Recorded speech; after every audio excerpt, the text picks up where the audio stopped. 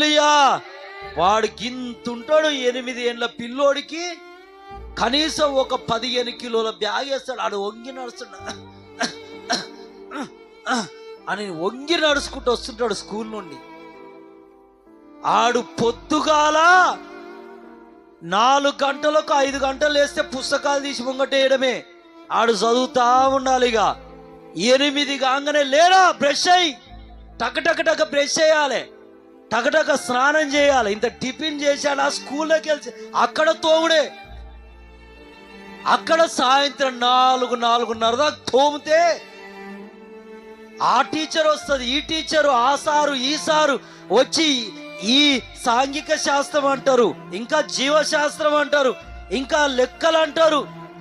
అవన్నీ బుర్రలో నింపుకొని ఆ బ్యాగ్ వేసుకొని ఇంటికి రాగానే సాయంకాలం టక కాళ్ళు చేతులు కడుక్కోగానే ఇంత చాయ్ పెట్టి 2 బిస్కెట్లు వేసి తినగానే ఎక్కడా బండి